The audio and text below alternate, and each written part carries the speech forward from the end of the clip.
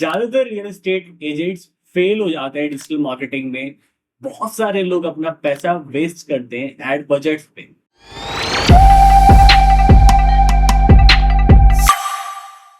क्योंकि वो कुछ ऐसी गलतियां करते हैं, उनको लगता है कि यार एड्स रन करेंगे, लीड्स आने लगेंगी, हमारे जो फ्लैट्स हैं, प्लॉट्स हैं, सब बिक जाएंगे और हम लोग उससे बहुत ज्यादा प्रॉफिट करेंगे। उनको कई बार डिजिटल मार्केटिंग एक ऐसी चीज लगती है कि जहां पर वो पैसे डालेंगे, तुरंत पैसे आएंगे और कन्वर्जन होने लगेगा, या फिर उनका जो एड बजट है वो सब यूटिलाइज हो जाएगा। आज मैं आपको कुछ ऐसी चीजें बताने वाला हूँ क्योंकि मैंने बहुत सारे कैंपेन्स पर्सनली मैनेज किए। हमारी एजेंसी अभी बहुत सारे रियल एस्टेट एजेंट्स के कैंपेन मैनेज करती है, बहुत सारे बिल्डर्स के लिए भी हम कैंपेन्स मैनेज करते हैं, चैनल पार्टनर्स के लिए भी। तो आज मैं आपको कुछ ऐसी चीजें बताने वाला हूँ कि बहुत सारे लोग जो मैक्सिमम गलतियां करते हैं, जिसकी वजह से उनका जो एड बजट होता है रियल एस्टेट डिजिटल मार्केटिंग में वेस्ट हो जाता है। अगर आप इन चीजों को सही तरीके से करते हैं तो आप अपने मैक्सिमम पैसे को यूटिलाइज कर सकते हैं, जिससे आपको सबसे ज्यादा रेवेन्यू जनरेट हो। फिर mistake number 1, starting with lot of properties. जब भी वो एड शुरू करते हैं, एक ही बार में 10-12 प्रॉपर्टी के साथ या 5-6 प्रॉपर्टी के साथ एड शुरू करना चाहते हैं। वो सोचते हैं भाई भाई 4 प्रॉपर्टीज हुई है, एक ये नया भी प्रोजेक्ट लॉन्च हो रहा है, इसको भी एडवर्टाइज कर देते हैं, 3 कैंपेन फ्लैट्स की बना देते हैं अलग अलग बिल्डर्स के, और इन सब को एडवर्टाइज करते हैं। देखो ये बहुत बड़ी गलती होती है, क्योंकि रियल एस्टेट ऐसी चीज समझना आप, रियल एस्टेट एक इंडस्ट्री है, बट उसमें जो आप अलग अलग प्रॉपर्टीज को एडवर्टाइज कर रहे हो, वो एक हिसाब से एक अलग अलग बिजनेसेस होते हैं। जैसे कि ज्यादातर मैक्सिमम जो इंडस्ट्रीज होती है, जैसे कि हॉस्पिटल्स, क्लिनिक्स, उससे हटके है रियल एस्टेट डिजिटल मार्केटिंग में। क्यों? उसके पीछे मैं आपको पहले रीजन बताता हूँ। आप पहले एकदम रूट कॉज को समझिए कि एक्चुअल में प्रॉब्लम हो कहाँ से रही है, तो आप समझ पाएंगे कि मुझको इस तरह से क्यों एडवर्टाइज नहीं करना चाहिए, क्यों मुझे स्टार्टिंग 1 या 2 प्रॉपर्टीज के साथ आराम आराम से करना चाहिए, फिर देन हमें स्केल करना चाहिए, राइट? देखो क्या होता है, जैसे कोई क्लिनिक होता है, हॉस्पिटल होता है, वहां पर हम कीवर्ड रिसर्च करते हैं। अगर 3-4 कैंपेन्स भी बनाने हैं तो हम कीवर्ड रिसर्च करते हैं, ऐड लगाते हैं, सारी चीजें करते हैं, क्योंकि मैक्सिमम क्या होता है, ज्यादातर उसके कीवर्ड्स सेम या सिमिलर होते हैं। ठीक है। दूसरी चीज, उसकी ऑडियंस सेम ही होती है, कि जो ऑडियंस है वो लोग होते हैं, क्लाइंट होते हैं, कई बार सेम होते हैं, स्पेंडिंग जो कैपेसिटी होती है वो भी आसपास ही होती है, राइट? एकदम एक्जैक्टली सेम नहीं होती, बट सिमिलर होता है। रियल एस्टेट में क्या होता है, कोई फ्लैट अगर 60 लाख का, 70-80 लाख का है, कोई 2 करोड़ का है, कोई 4 करोड़ का है, उन सब की मार्केट ना अलग अलग होती है। ठीक है। दूसरी चीज, जो यहाँ पे कन्वर्जन होते हैं वो इमीडिएट नहीं होते हैं, बहुत बार फॉलोअप होता है, कई बार 2 महीने 3 महीने भी फॉलोअप चलता है। तो आपको ये समझना है कि अगर आप 3 या 4 प्रॉपर्टीज के साथ एक साथ स्टार्ट कर रहे हो, तो एक साथ आप 4 नए बिजनेसेस लॉन्च कर रहे हो, जिनके कीवर्ड्स एकदम अलग होंगे, जिनके लैंडिंग पेजेस एकदम डिफरेंट होने चाहिए। ठीक है, लैंडिंग पेजेस आप एकदम डिफरेंट रखोगे, जिनकी मार्केट एकदम अलग है। तो एक हिसाब से समझ लो आप 4 बिजनेस लॉन्च कर रहे हो। सोचो 4 बिजनेस को लॉन्च करना अलग अलग मार्केट में, इसको मैनेज करना वाकई में टफ होता है। ठीक है। तो आपको क्या करना है, आपको एक साथ 3-4 प्रॉपर्टीज को एडवर्टाइज नहीं करना है, जो कि मैक्सिमम लोग गलती करते हैं। मिस्टेक नंबर 2, लो एड बजट, या फिर जो एड बजट होता है वो प्रॉपर्टी के अकॉर्डिंग नहीं रखते। बहुत सारे लोग क्या करते हैं, 5-6 करोड़ की प्रॉपर्टी एडवर्टाइज करने लगते हैं। बहुत लोग सोचते हैं कि यार 5-6 करोड़ की प्रॉपर्टी है, इसको हम 2-2.5 हजार के एड बजट से शुरू करते हैं और काम हो जाएगा। देखो, अगर आप मुंबई, दिल्ली एनसीआर, इन सब टॉप मेट्रो सिटीज में आप अपनी प्रॉपर्टी को एडवर्टाइज कर रहे हो, और आप ये सोच रहे हो अगर 4-5 करोड़ की प्रॉपर्टी है और वो 2-2.5 हजार रुपए के पर डे एड बजट में कन्वर्ट हो जाएंगे, लीड्स आ जाएंगी, तो आप बहुत बड़ी गलती कर रहे हैं। और 99% लोग ये गलतियां करते हैं। वो क्या करते हैं, वो समझ नहीं पाते हैं, क्योंकि कई बार डिजिटल मार्केटर्स भी सामने से बताते नहीं है, या फिर उनको ही इतना एक्सपीरियंस नहीं होता, उनको लगता है 2-2.5 हजार के एड बजट में यार एड चल जाएंगे, लीड तो आ जाएगी। ऐसा नहीं होता है। हमने 4 करोड़, 5 करोड़, 10 करोड़ तक की प्रॉपर्टीज को भी जो मुंबई में या दुबई में भी उनको एडवर्टाइज किया है। हमें पता है गुड़गांव में अगर फ्लैट बेचना है तो उसकी लीड कितने की आएगी।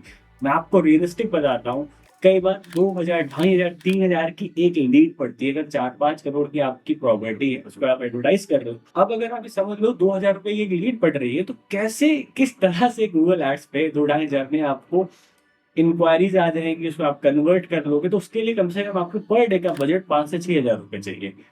अब लोग क्या करते हैं, लोग सोचते हैं यार पैसा भी उतना खर्च ना हो हमारा, और लीड्स भी आ जाए, उस चक्कर में अपने पैसे को बर्बाद कर देते हैं।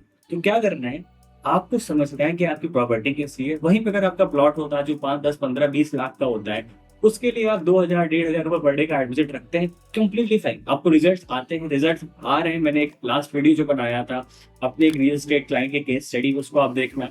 वो हैदराबाद में प्लॉट सेल करते हैं, पर डे बजट 1 से 1,500 रुपए, और उनको बहुत अच्छे कन्वर्टर्स आ रहे हैं। मतलब पिछले 5 से 6 महीने से लगातार उनके कैंपेन चल रहे हैं और सेम प्रोजेक्ट को हम एडवर्टाइज कर रहे हैं और बहुत अच्छे उसके रिस्पॉन्स आ रहे हैं। इस वीडियो के बाद जाकर आप वो कंप्लीट केस स्टडी देख सकते हैं, उसकी लिंक आपको डिस्क्रिप्शन में मिल जाएगी, रियल स्टेट केस स्टडी के नेम से। अब आ जाते हैं अपने मिस्टेक नंबर 3 पे, जो मैक्सिमम लोग करते हैं, that is poor landing page design. और उनको पता ही नहीं होता है कि लैंडिंग पेज एक्चुअल में उसकी बहुत ज्यादा वैल्यू होती है। चाहे आप गूगल पर एड्स रन करें, चाहे फेसबुक पर, वो दोनों एक साथ ट्रैफिक का सोर्स होते हैं। कन्वर्ट कौन करता है? आपके लैंडिंग पेजेस कन्वर्ट करते हैं। अगर आप कोई प्रीमियम प्रॉपर्टी आप प्रमोट कर रहे हैं, तो आपको एक प्रीमियम लैंडिंग पेज चाहिए। अगर कोई 5 करोड़ की प्रॉपर्टी आप सोचो वो खरीद रहा है, तो उसको आप कैसा एक्सपीरियंस दोगे वहां जहाँ पे आपका हरा, पीला, नीला लैंडिंग पेज बना हुआ है, कोई भी कहीं भी इमेज पड़ी हुई है, सही से कुछ दिख नहीं रहा है, या आप डायरेक्ट उठा के वेबसाइट पर ट्रैफिक भेज दोगे जहाँ पे बहुत सारा डिस्ट्रैक्शन है। इंस्टाग्राम की बटन भी लगी है, 5-6 अबाउट अस, अलग अलग तरीके के पेजेस भी हैं। इस तरह से अगर आपने ट्रैफिक को भेजोगे तो शायद गलती से कन्वर्ट हो जाए, बट ये कोई प्रूवन स्ट्रेटजी नहीं है। आधा आप एडवर्टाइजिंग बजट अपना ऐसे वेस्ट कर देंगे। पहली बात तो अगर आप अलग अलग तरीके की प्रॉपर्टीज प्रमोट कर रहे हैं, तो हर प्रॉपर्टी के लिए, हर प्रोजेक्ट के लिए आपका सेपरेट लैंडिंग पेज होना चाहिए। वो लैंडिंग पेज आपका प्रॉपर्टी के अकॉर्डिंग डिजाइन होना चाहिए। अगर आप बहुत डिटेल में समझना चाहते हैं लैंडिंग पेज डिजाइन को, तो मैंने रियल एस्टेट मार्केटिंग पे ही एक दूसरा वीडियो बनाया है जो कि कंप्लीट लैंडिंग पेज पे फोकस्ड है। इसमें मैंने अपने दुबई के क्लाइंट के लिए लैंडिंग पेज बनाया है, जो अपने मुंबई के क्लाइंट्स के लिए लैंडिंग पेज बनाया है, काफी प्रीमियम प्रॉपर्टीज के लिए। वो आप जाकर देख सकते हैं, मैंने कंप्लीट उसको लाइव दिखाया है। Landing page real estate landing pages के नेम से आपको उसकी भी लिंक डिस्क्रिप्शन में मिल जाएगी। आप वीडियो के एंड में जाके आप उसको भी देख सकते हो, तो आपको ओवरऑल पिक्चर क्लियर हो जाएगी। पता चल जाएगा रियल स्टेट से रिलेटेड जो भी प्रॉब्लम है, कैसे उसका सॉल्यूशन निकालना है। मतलब एंड तक आप उसका सॉल्यूशन निकाल के आप मैक्सिमम रिजल्ट्स ला सकते हैं। तो हमने मिस्टेक्स को डिस्कस कर लिया, अब आ जाते हैं कि करना क्या चाहिए, कौन से विनिंग स्ट्रैटेजीज हम यूज करते हैं जो आप यूज कर सकते हैं अपने रियल एस्टेट बिजनेस में। अगर आपका कम एड बजट है, अगर आपका 1000, 1500 रुपए का एड बजट है और आप उसको इनिशियली ग्रो करना चाहते हैं, आप एक साथ नहीं लगाना चाहते, तो मैं आपको सजेस्ट करूंगा आप प्लॉट्स के साथ, या फिर जो ऐसे फ्लैट्स हैं जिनका रेंज कम है, 50 लाख, 60 लाख के नीचे अगर है, तो अगर आप उससे स्टार्ट करते हैं 1,500-2,000 रुपए भी ad budget, per day ad budget से, तो एक बहुत अच्छी चीज रहेगी। बट अगर आप ऐसे सोच रहे हैं 8-10 हजार रुपए महीने से आप स्टार्ट कर दो, तो कई बार रिस्पॉन्स नहीं आता है। तो एक अच्छे बिजनेस के लिए, लॉन्ग टर्म बिजनेस के लिए मैं आपको सजेस्ट करूंगा, अगर आपका कम एड बजट है तो उसके अकॉर्डिंग आप प्रॉपर्टी को सेलेक्ट करें। पॉइंट नंबर 2 जो आपको ध्यान रखना चाहिए, कोशिश करिए आप एक प्रोजेक्ट के साथ स्टार्ट करें। अगर आप एक साथ 5-6 प्रोजेक्ट के साथ शुरू करते हैं, तो कहीं ना कहीं आप पर भी प्रेशर पड़ता है कि कैसे maximum ROS, return on ad spend, generate करें, किस तरह से आप वहां से तुरंत बिजनेस कन्वर्ट करें। एक दो प्रॉपर्टी का शुरू करने आपको समझने का टाइम मिलता है, किस तरह से क्या रिस्पॉन्स आएगा। और बहुत ज्यादा अगर आपको करना है, आपको टेस्ट करना है, तो टेस्टिंग के हिसाब से भी अच्छा रहता है। ऐसा मैं नहीं कह रहा हूँ कि एक ही प्रॉपर्टी के साथ करना है। किसी किसी बिल्डर का, रियल एस्टेट एजेंट का बजट होता है प्रॉपर एडवर्टाइजिंग के लिए, तो हमने एक साथ 4-4, 5-5 प्रॉपर्टीज भी करी है। बट ये सलाह उन लोगों के लिए जिनके एड बजट कम है, जो अभी एंटर कर रहे हैं, बिगिनर्स। जो बिगिनर्स नहीं है, जो सॉलिड है, 3-4 के साथ भी कर सकते हो आप। A/B टेस्टिंग करके भी देख सकते हो कौन सा बेटर परफॉर्म होगा। एंड लास्ट पॉइंट, ये एक लॉन्ग टर्म गेम है, डिजिटल मार्केटिंग कोई गैम्बलिंग नहीं है। बहुत सारे लोग इसलिए इसमें एंटर कर जाते हैं, सोचते पैसा डालेंगे, सीधे इंक्वायरी आएगी, वहां से कुछ दिनों में इंक्वायरी कन्वर्ट होगी, ऐसे पैसा डालते जाएंगे, पैसा निकलता जाएगा। मान के चलो आपने डाला हो पैसे, आपने एड्स पे पैसे डाल दिए, कर दिए, और आपको रिस्पॉन्स आ भी गए। हो सकता है वो चीज तुक्के से हो गई हो यार, ऐसे मतलब जुगाड़ से हो गया हो, बट ये प्रूवन नहीं, लॉन्ग टर्म गेम होता है। कई बार आपकी पहले महीने की इंक्वायरीज लास्ट मंथ में या फिर 4 महीने, 5 महीने बाद जाके कन्वर्ट होती है।